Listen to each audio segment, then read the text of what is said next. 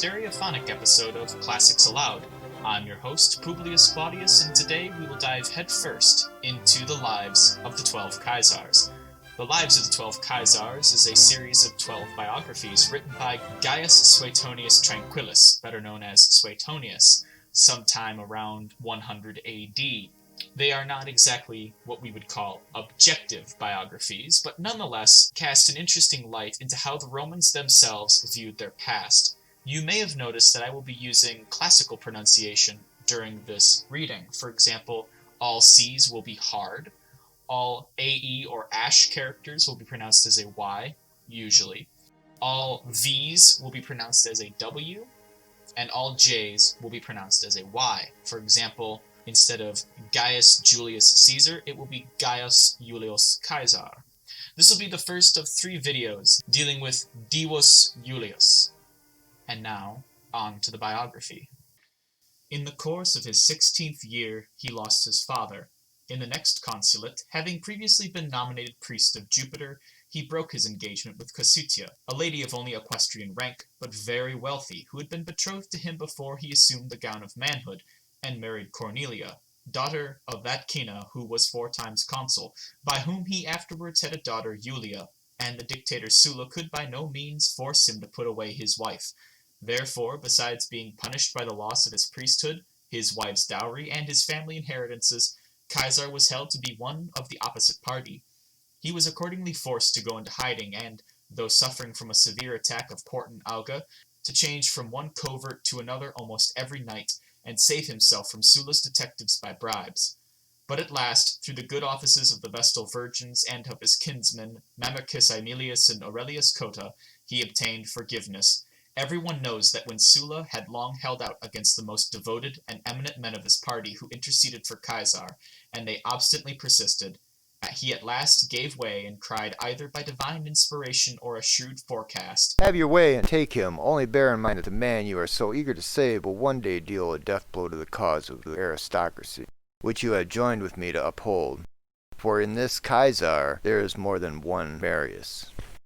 He joined his first campaign in Asia on the personal staff of Marcus Thermius, governor of the province. Being sent by Thermius to Bithynia to fetch a fleet, he dawdled so long at the court of Nicomedes that he was suspected of improper relations with the king, and he lent color to the scandal by going back to Bithynia a few days after his return, with the alleged purpose of collecting a debt for a freedman, one of his dependents. During the rest of the campaign, he enjoyed a better reputation, and at the storming of Mytilene, Thermius awarded him the civic crown. He served too under Servilius Isauricus in Cilicia, but only for a short time, for learning of the death of Sulla, and at the same time hoping to profit by a counter-revolution which Marcus Lepidus was setting on foot, he hurriedly returned to Rome. But he did not make common cause with Lepidus, although he was offered highly favorable terms, through lack of confidence both in that leader's capacity and in the outlook, which he found less promising than he had expected. Then, after the civil disturbance had been quieted, he brought a charge of extortion against Cornelius Dolabella, an ex-consul who had been honored with a triumph. On the acquittal of Dolabella, Caesar determined to withdraw to Rhodes, to escape from the ill will which he had incurred, and at the same time to rest and have leisure to study under Apollonius Molo, the most eminent teacher of oratory at the time. While crossing to Rhodes, after the winter season had already begun, he was taken by pirates near the island of Pharmacusa, and remained in their custody for nearly 40 days in a state of intense vexation, attended only by a single physician and 2 body servants, for he had sent off his traveling companions and the rest of his attendants at the outset to raise money for his ransom. Once he was set on shore on payment of 50 talents, he did not delay then and there to launch a fleet and pursue the departing pirates, and the moment they were in his power to inflict on them the punishment which he had often threatened when joking with them. He then proceeded to Rhodes, but as Mithridates was devastating the neighboring regions, he crossed over into Asia to avoid the appearance of inaction when the allies of the Roman people were in danger. There he levied a band of auxiliaries and drove the king's prefect from the province, thus holding the wavering and irresolute states to their allegiance. While serving as military tribune, the first office which was conferred on him by a vote of the people after his return to Rome, he ardently supported the leaders in an attempt to re-establish the authority of the tribunes of the commons, the extent of which Sulla had curtailed, Furthermore, through a bill proposed by one Plotius, he effected the recall of his wife's brother Lucius Cinna, as well as the others who had taken part with Lepidus in his revolution and after the consul's death had fled to Sertorius, and he personally spoke in favor of the measure. When quaestor, he pronounced the customary orations from the rostra in praise of his aunt Julia and his wife Cornelia, who had both died, and in the eulogy of his aunt he spoke in the following terms of her paternal and maternal ancestry and that of his own father. The family of my aunt Julia is descended by her mother from the kings, and on her father's side is akin to the immortal gods, for the Marcii Regis go back to Ancus Marcius, and the Julii, the family of which ours is a branch, to Venus. Our stock, therefore, has at once the sanctity of kings, whose power is supreme among mortal men, and the claim to reverence which attaches to the gods, who hold sway over kings themselves.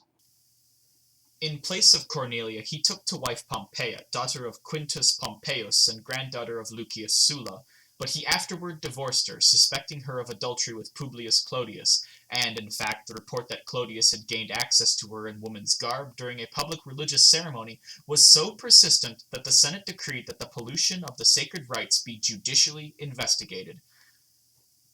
As quaestor, it fell to his lot to serve in further Spain. When he was there, while making the circuit of the assize towns, to hold court under commission from the praetor, he came to Gades, and noticing a statue of Alexander the Great in the temple of Hercules, he heaved a sigh, and, as if out of patience with his own incapacity in having as yet done nothing noteworthy at a time of life when Alexander had already brought the world to his feet, he straightway asked for his discharge, to grasp the first opportunity for greater enterprises at Rome.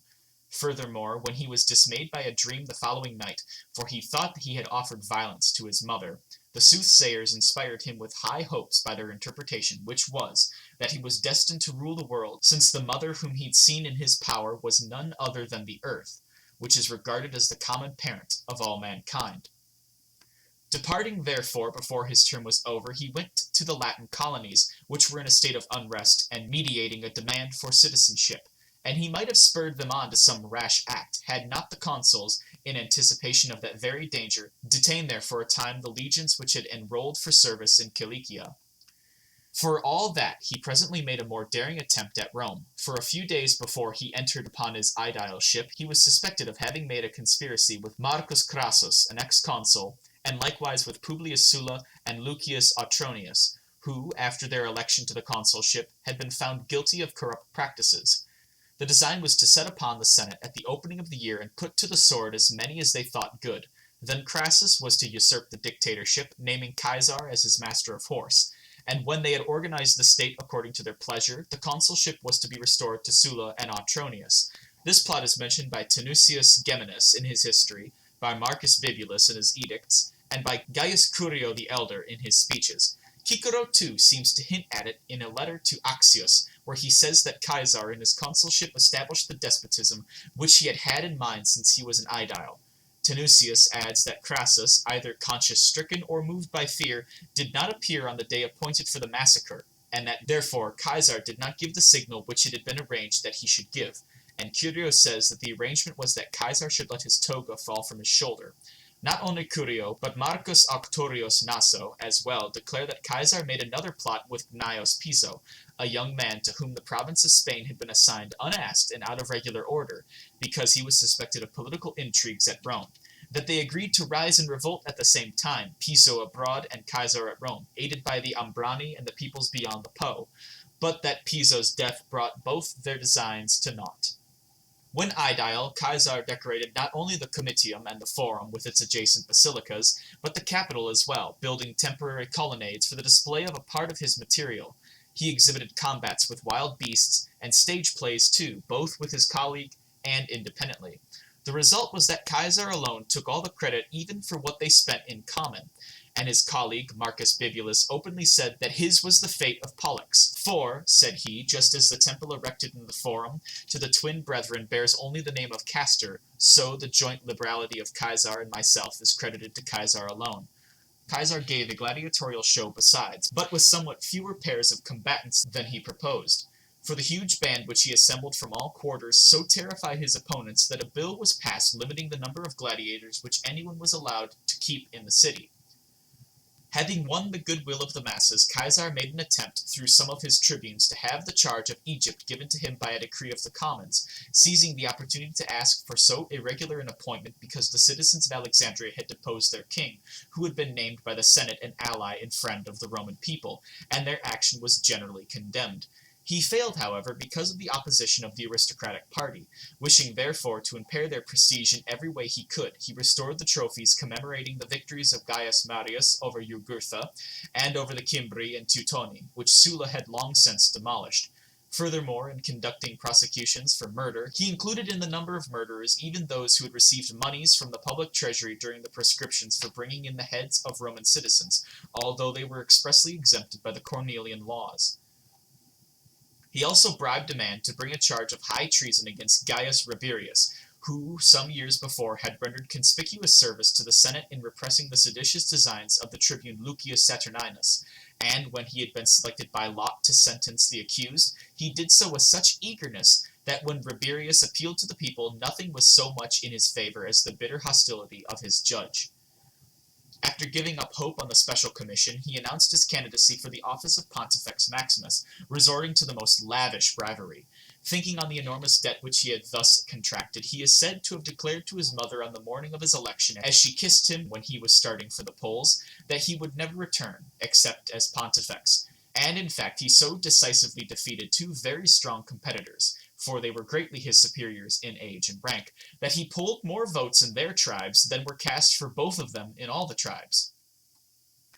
When the conspiracy of Catiline was detected, and all the rest of the Senate favored inflicting the extreme penalty on those implicated in the plot, Caesar, who was now praetor-elect, alone proposed that their goods be confiscated and that they be imprisoned each in a separate town. Nay, more, he inspired such fear in those who favored severe measures, by picturing the hatred which the Roman commons would feel for them for all future time, that Decimus Silanus, consul-elect, was not ashamed to give a milder interpretation to his proposal, since it would have been humiliating to change it, alleging that it had been misunderstood in a harsher sense than he intended. Caesar would have prevailed, too, for a number had already gone over to him, including Cicero, the consul's brother, had not the address of Marcus Cato kept the wavering Senate in line. Yet not even then did he cease to delay the proceedings, but only when an armed troop of Roman knights that stood on guard about the place threatened him with death as he persisted in his headstrong opposition. They even drew their swords and made such passes at him that his friends who sat next to him forsook him, while a few had much ado to shield him in their embrace or with their robes. Then, in evident fear, he not only yielded the point, but for the rest of the year kept aloof from the house. On the first day of his praetorship, he called upon Quintus Catulus to render an account owing to the people touching the restoration of the Capitol, proposing a bill for turning over the commission to another. But he withdrew the measure, since he could not cope with the united opposition of the aristocrats, seeing that they had at once dropped their attendance on the newly elected consuls, and hastily gathered in throngs, resolved on an obstinate resistance. Nevertheless, when Caecilius Metellus, tribune of the commons, brought forward some bills of a highly seditious nature in spite of the veto of his colleagues, Caesar abetted him and espoused his cause in the stubbornest fashion, until at last both were suspended from the exercise of their public functions by a decree of the Senate. Yet, in spite of this, Caesar had the audacity to continue in office and to hold court. But when he learned that some were ready to stop him by force of arms, he dismissed his lictors, laid aside his robe of office, and slipped off privily to his house, intending to remain in retirement because of the state of the times. Indeed, when the populace on the following day flocked to him quite on their own accord, and with riotous demonstrations offered him their aid in recovering his position, he held them in check. Since this action of his was wholly unexpected, the Senate, which had been hurriedly convoked to take action about that very gathering, publicly thanked him through its leading men. Then summoning him to the house and lauding him in the strongest terms, they rescinded their former decree and restored him to his rank. He again fell into danger by being named among the accomplices of Catiline, both before the commissioner Novius Niger, by an informer called Lucius Vettius, and in the Senate by Quintus Curius, who had been voted a sum of money from the public funds as the first to disclose the plans of the conspirators. Curius alleged that his information came directly from Catiline, while Vettius actually offered to produce a letter to Catiline in Caesar's handwriting. But Caesar, thinking that such an indignity could in no wise be endured, showed by appealing to Cicero's testimony that he had of his own accord reported to the consul certain details of the plot, and thus prevented Curius from getting the reward. As for Vettius, after his bond was declared forfeit and his goods seized, he was roughly handled by the populace assembled before the rostra, and all but torn to pieces. Caesar then put him in prison, and Novius, the commissioner, went there too, for allowing an official of superior rank to be arraigned before his tribunal. Being allotted the province of Further Spain after his praetorship, Caesar got rid of his creditors, who tried to detain him by means of sureties, and contrary to both precedent and law, was on his way before the provinces were provided for, possibly through fear of a private impeachment, or perhaps to respond more promptly to the entreaties of our allies for help. After restoring order in his province, he made off with equal haste, and without waiting for the arrival of his successor, to sue at the same time for a triumph and the consulship. But inasmuch as the day for the elections had already been announced, and no account be taken of Caesar's candidacy unless he entered the city as a private citizen, and since his intrigues to gain exemption from the laws met with general protest, he was forced to forego the triumph to avoid losing the consulship. Of the two other candidates for this office, Lucius Luceius and Marcus Bibulus, Caesar joined forces with the former, making a bargain with him that since Luceius had less influence but more funds, he should in their common name promise largesse to the electors from his own pocket. When this became known, the aristocracy authorized Bibulus to promise the same amount, being seized with the fear that Caesar would stick at nothing when he became chief magistrate, if he had a colleague who was at heart and soul with him. Many of them contributed to the fund, and even Cato did not deny that bribery under such circumstances was for the good of the commonwealth. So Caesar was chosen consul with Bibulus, with the same motives that the aristocracy took care that provinces of the smallest importance should be assigned to the newly elected consuls, that is, mere woods and pastures. Thereupon Caesar, especially incensed by this slight, by every possible attention courted the goodwill of Gnaeus Pompeius, who was at odds with the Senate because of his tardiness in ratifying his acts after his victory over King Mithridates.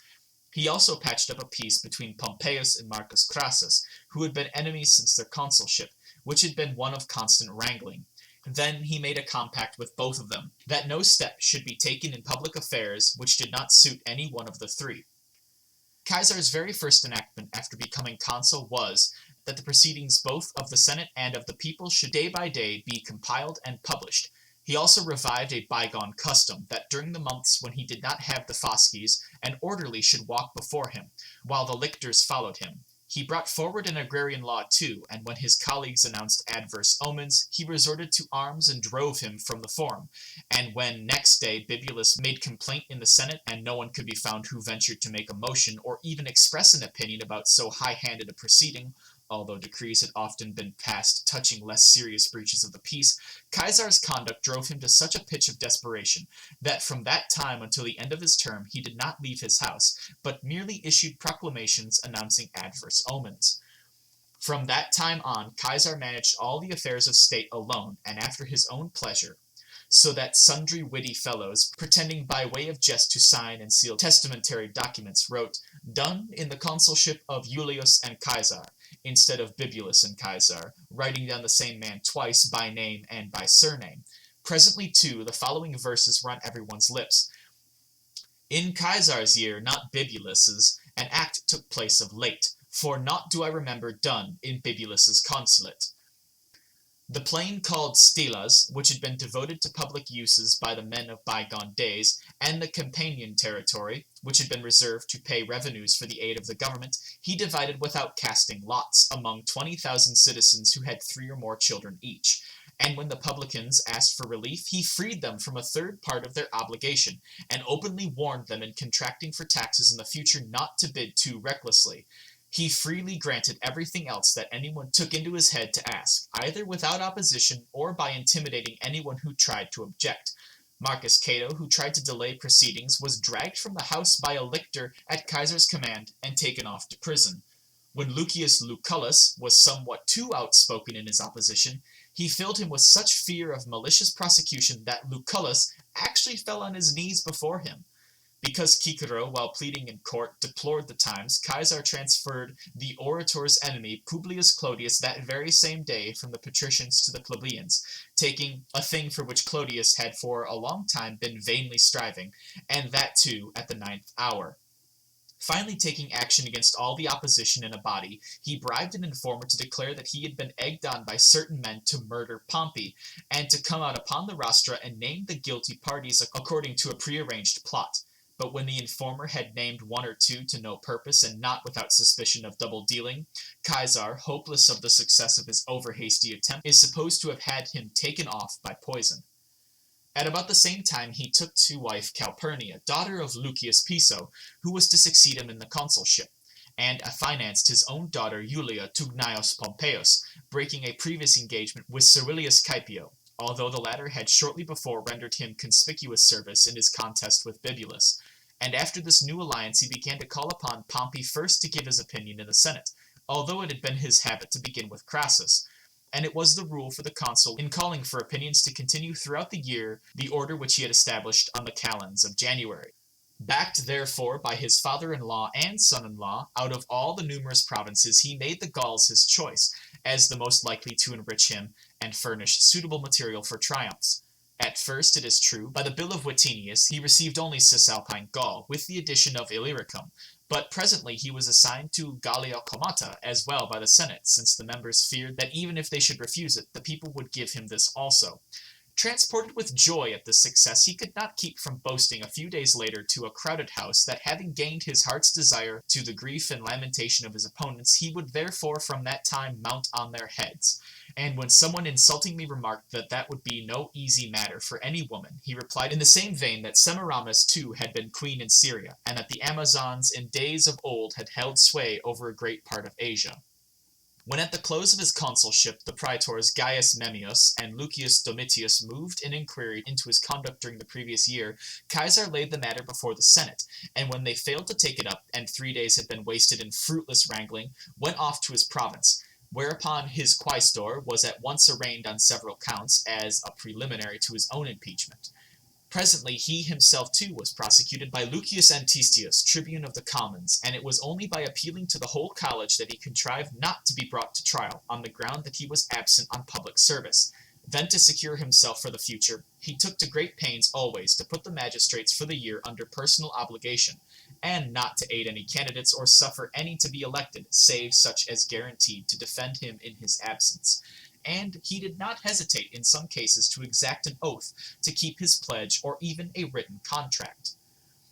When, however, Lucius Domitius, candidate for the consulship, openly threatened to effect as consul what he had been unable to do as praetor, and to take his armies from him, Caesar compelled Pompeius and Crassus to come to Lucca, a city in his province, where he prevailed on them to stand for a second consulship to defeat Domitius, and he also succeeded through their influence in having his term as governor of Gaul made 5 years longer.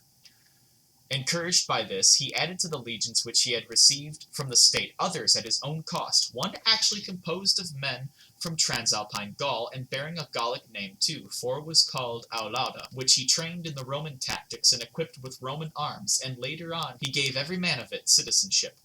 After that he did not let slip any pretext for war, however unjust and dangerous it might be, picking quarrels as well with allied as with hostile and barbarous nations, so that once the Senate decreed that a commission be sent to inquire into the condition of the Gallic provinces, and some even recommended that Caesar be handed over to the enemy.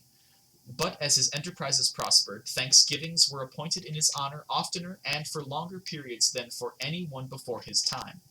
During the 9 years of his command, this is in substance what he did. All that part of Gaul which is bounded by the Pyrenees, the Alps, and the Cevennes, and by the Rhine and Rhone rivers, a circuit of some 3,200 miles, with the exception of some allied states, which had rendered him good service, he reduced to the form of a province, and imposed upon it a yearly tribute of 40 million sesterces. He was the first Roman to build a bridge and attack the Germans beyond the Rhine, and he inflicted heavy losses upon them. He invaded the Britons too, a people unknown before, vanquished them, and exacted moneys and hostages. He met with adverse fortune but 3 times in all. In Britain, where his fleet narrowly escaped destruction in a violent storm. In Gaul, where one of his legions was routed at Gergovia. and on the borders of Germany, when his lieutenants Titurius and Aurunculeius were ambushed and slain. Within the same space of time he lost first his mother, then his daughter, and soon afterwards his grandchild. Meanwhile, as the community was aghast at the murder of Publius Clodius, the Senate had voted that only one consul should be chosen, and expressly named Gnaeus Pompeius. When the tribunes planned to make him Pompey's colleague, Caesar argued them rather to propose to the people that he be permitted to stand for a second consulship without coming to Rome, when the term of his governorship drew near to its end, to prevent his being forced, for the sake of the office, to leave his province prematurely and without finishing the war. On the granting of this, aiming still higher and flushed with hope, he neglected nothing in the way of lavish expenditure or of favors to anyone, either in his public capacity or privately. He began a forum with the proceeds of his spoils, the ground for which cost more than 100 million sesterces. He announced a combat of gladiators and a feast for the people in memory of his daughter, a thing quite without precedent. To raise the expectation of these events to the highest possible pitch, he had the material for the banquet prepared in part by his own household, although he had let contracts to the market as well. He gave orders that whenever famous gladiators fought without winning the favor of the people, they should be rescued by force and kept for him. He had the novices trained not in a gladiatorial school by professionals, but in private houses by Roman knights and even by senators who were skilled in arms, earnestly beseeching them, as is shown by his letters, to give the recruits individual attention and personally direct their exercises. He doubled pay for the legions for all time. Whenever grain was plentiful, he distributed it to them without stint or measure, and now and then gave each man a slave from among the captives. Moreover, to retain his relationship and friendship with Pompey, Caesar offered him his granddaughter Octavia in marriage, although she was already the wife of Gaius Marcellus, and asked for the hand of Pompey's daughter, who was promised to Faustus Sulla. When he had put all Pompey's friends under obligation, as well as the greater part of the Senate, through loans made without interest or at a low rate, he lavished gifts on men of all other classes, both those whom he invited to accept his bounty, and those who applied to him unasked, including even freedmen and slaves who were special favorites of their masters or patrons. In short, he was the sole and ever-ready help of all who were in legal difficulties or in debt, and of young spendthrifts, excepting only those whose burden of guilt or poverty was so heavy, or who were so given up to riotous living, that even he could not save them. And to these he declared in the plainest of terms, that what they needed was a civil war.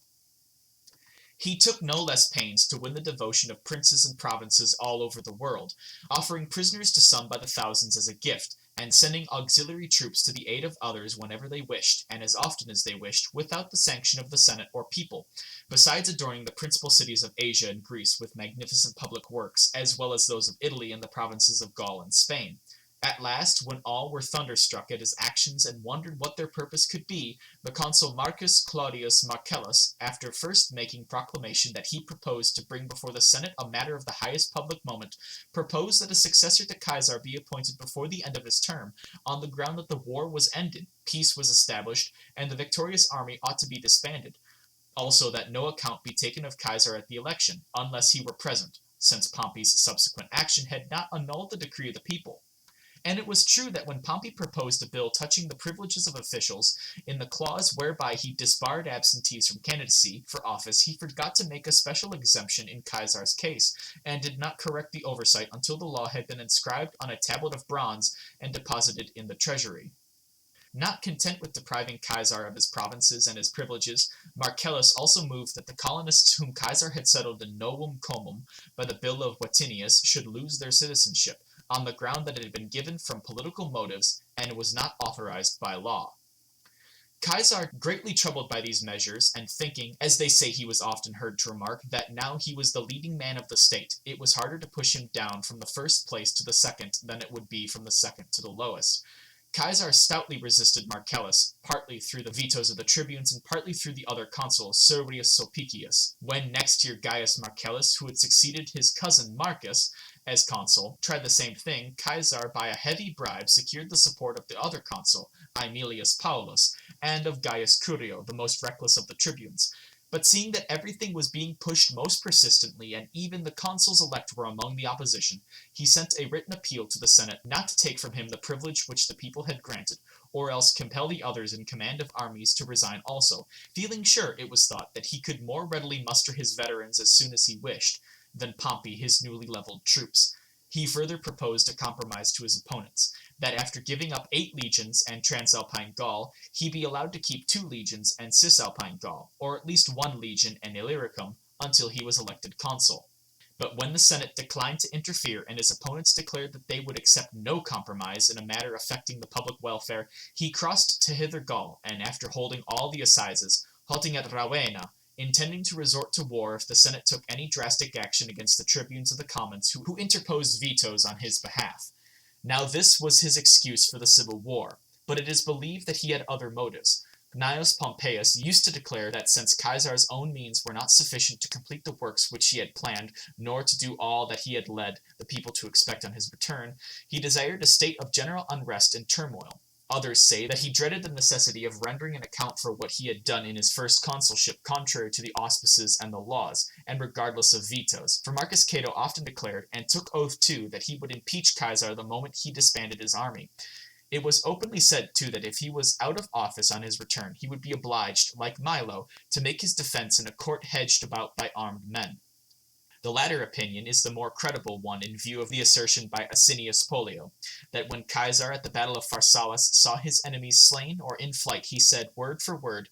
They would have it so. Even I, Gaius Caesar, after so many great deeds, should have been found guilty if I had not turned to my army for help. Some think that habit had given him a love of power, and that weighing the strength of his adversaries against his own, he grasped the opportunity of usurping the despotism which had been his heart's desire from early youth. Cicero, too, was seemingly of this opinion when he wrote in the 3rd book of his De Officiis that Caesar ever had upon his lips these lines of Euripides, of which Cicero himself adds a version. If wrong may e'er be right for a throne's sake, were wrong most right, be God in all else feared. Accordingly, when word came that the veto of the tribunes had been set aside, and they themselves had left the city, he at once sent a few cohorts with all secrecy, and then, to disarm suspicion, concealed his purpose by appearing at a public show, inspecting the plans of a gladiatorial school which he intended building, and joining as usual in a banquet with a large company. It was not until after sunset that he set out very privily with a small company, taking the mules from a bake shop hard by and harnessing them to a carriage. And when his lights went out and he lost his way, he was astray for some time, but at last found a guide at dawn and got back to the road on foot by narrow bypaths. Then, overtaking his cohorts at the river Rubicon, which was the boundary of his province, he paused for a while, and realizing what a step he was taking, he turned to those about him and said, Even yet we may draw back. But once cross yon little bridge, and the whole issue is with the sword. As he stood in doubt, this sign was given to him. On a sudden there appeared hard by a being of wondrous stature and beauty, who sat and played upon a reed. And when not only the shepherds flocked to hear him, but many of the soldiers left their posts, and among them some of the trumpeters, the apparition snatched a trumpet from one of them, rushed to the river, and sounding the war note with a mighty blast, strode to the opposite bank. Then Caesar cried, Take we the course which the signs of the gods and the false dealings of our foes point out. The die is cast, said he. And that'll do it for part 1 of 3 of the Divine Julius. Tune in next week for another exciting installment, and we get to find out just what happens to Caesar after he casts his die and crosses the river Rubicon. It's not like it happened over 2,000 years ago. But until next week, here's me wishing you a fortunate week in this year of the Great Plague. Good night.